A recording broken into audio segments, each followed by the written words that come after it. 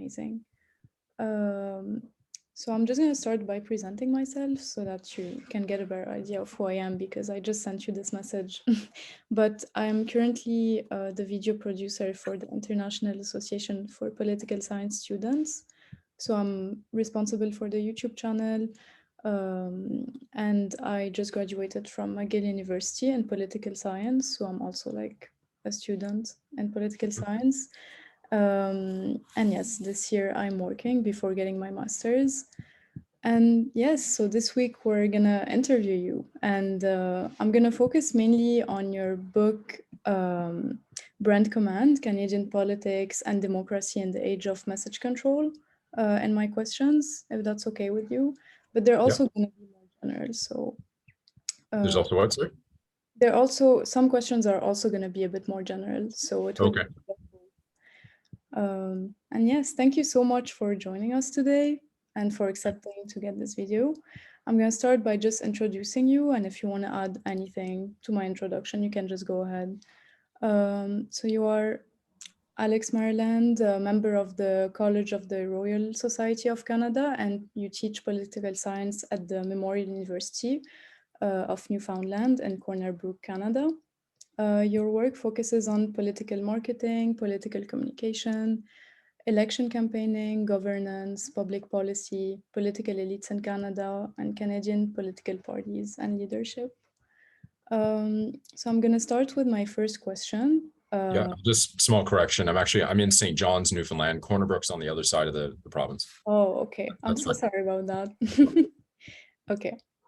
So for my first question to start, in your book, Brand Command, you argue that political parties and the government in Canada are adopting marketing strategies that are used by the world's largest corporations.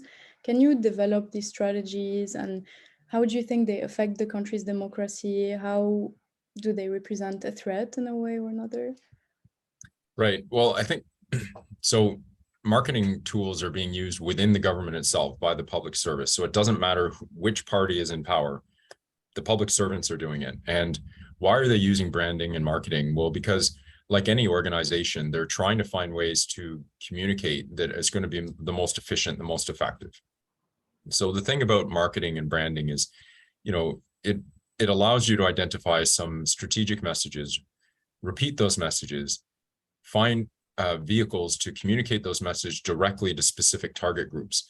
And that's a lot better and more efficient than if you just sort of, come up with mixed messaging that goes in a whole bunch of different places and nobody really hears it or knows what you're saying. So, I had a cabinet minister once explain to me, if you think about Tide and the Tide detergent, he's like, for years we've been hearing that Tide detergent gets clothes clean. And he said, it's just because they keep saying the same thing over and over again in different ways, but it's the same basic message. And so governments do the same sort of thing. But within the government, there's good reasons for using marketing and branding, because what it does is it saves you money and it saves you time. And so if it saves money and saves time, why would a government not do it? Now, here's the thing. When political parties are using or leaders are using branding and using marketing, that's where it starts getting a little bit of a concern, because they're going to be obviously trying to present a certain image that is juxtaposed against their opponent. So they're often saying negative things about their opponents to make themselves look better. And at the same time, they're also ignoring certain segments of the electoral marketplace. So there are certain voters they have no interest in talking to, because they know those voters or citizens are only going to support somebody else. So you end up having, elected officials is essentially ignoring a wide swath of the electorate. Okay, thank you. And how do you think political parties exert power over the Canadian legislature? And does party loyalty play a role in this? Wow, yeah, does it ever? It's actually kind of sad. The Canadian legislature is, it functions very well. Canadian democracy is one of the best in the world, but my goodness, there's a lot of problems. And in my view, a lot of the problems stem from the fact that political parties have so much power. And they have so much power that the average elected member of parliament or member of a provincial legislature really, especially if you're part of the governing party, you're really at the mercy of party, the party bosses, the people around the party leader, because you can't go out publicly and just speak your mind. If you go out and speak your mind and it's different than what your colleagues say, well, then you're not really part of the group and you're causing problems. And so now what happens is the media starts pouncing on it, your opponents start pouncing on it. So what happens is in Canada is elected officials, parliamentarians learn early on that you'd better vote the same way as the rest of the party. And you'd also say things that are consistent with what the party leader is saying. And if you think about it, it kind of raises the question of like, why do we even bother electing all these people if they just end up kind of behaving as, in a robotic manner, repeating whatever it is that the leadership wants? So could we say it's really democratic, everything that's happening? Yeah, I mean, it's a great question, right? I mean, of course it's democratic because, Canadians are voting in free and fair elections. Canadian election rules are some of the best in the world, and their enforcement of those rules is pretty good. But, I think where we started seeing problems, some people would point to the electoral system and say, well, smaller parties are shut out of the legislature. My point of view is that independent candidates have very, very limited ability to do anything. I was saying to somebody the other day about how in Canada since 1980, there's, as far as I can tell, only 2 people in Canada have been elected as an independent to the House of Commons. And when I say elected as independent on the first go round, so they weren't somebody in a party who got, who left the party and then ran as independent. These are people who genuinely ran as independents. So there's only 2 at the federal level, and at the provincial level, there's only 3. Including one right now in the Ontario legislature. So, independents really have no say, and that's very little. And that's because political parties have crafted rules that benefits parties and doesn't benefit independents. Okay, thank you. So do you think we can really trust the information they're giving us in that case? And is it really accurate? What would be the interest behind it in that case?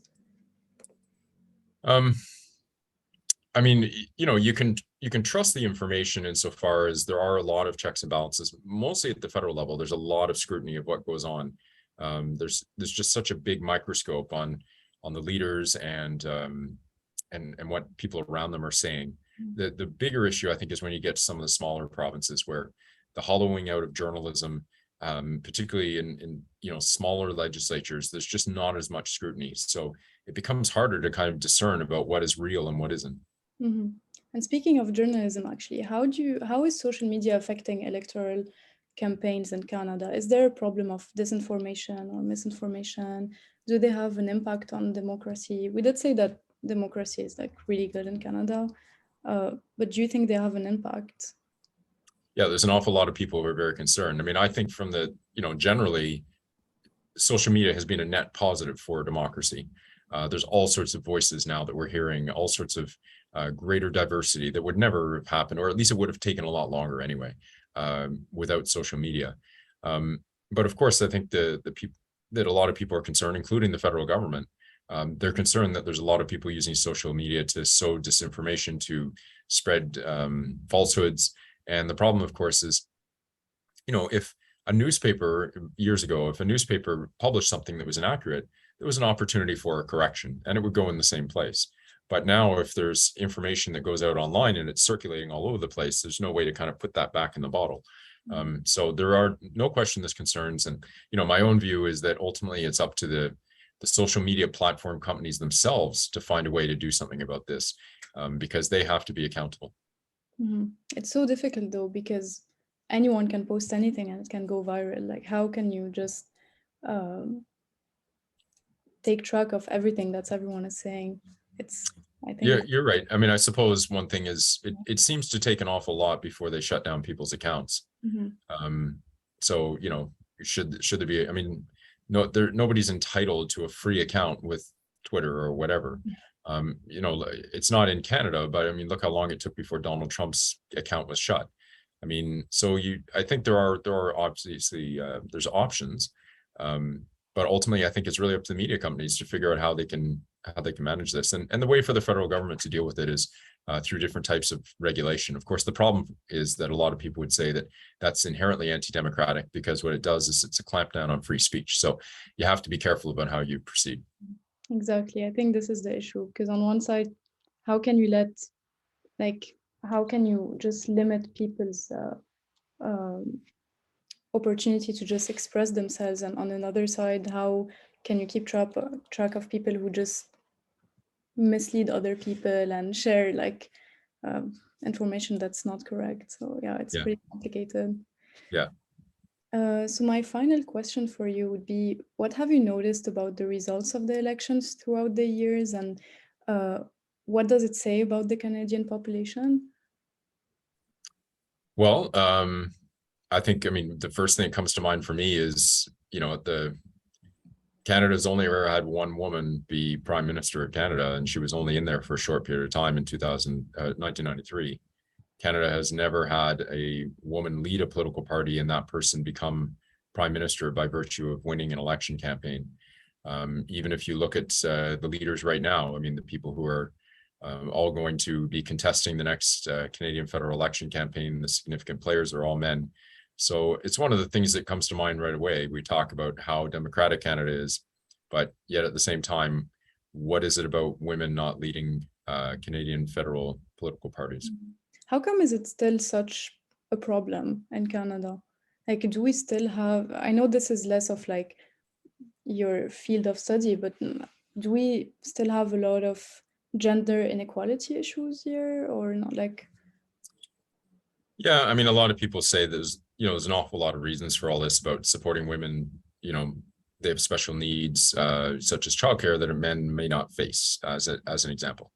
But I mean, it does raise a question for me. I mean, why is it that Britain has yet another woman prime minister and Canada doesn't? The one that I always find kind of interesting is, why is the Liberal Party of Canada, which is Canada's strongest political party and under Justin Trudeau very much promotes feminism, why have they never been led by a woman? It tells you there's something institutionalized in our system that, for whatever reason, men are really the power brokers in this country. So maybe it's still more systemic than. Yeah, I mean, there's no question that things are changing in a positive direction. But the bottom line is, there's not an awful lot of women who are leaders. And even if you look in premiers, there's, most of the premiers end up being men most of the time. Okay, unfortunately, but hopefully it will change soon. Who knows? Well, I think that was it for me. These were my questions. Thank you so much for taking the time to answer them. Okay. And I can send you the link of the video when it's up on our YouTube channel. Okay, great. It's good chatting with you. Thank you so much. All right, have a nice day. Have a good day. Bye. Okay.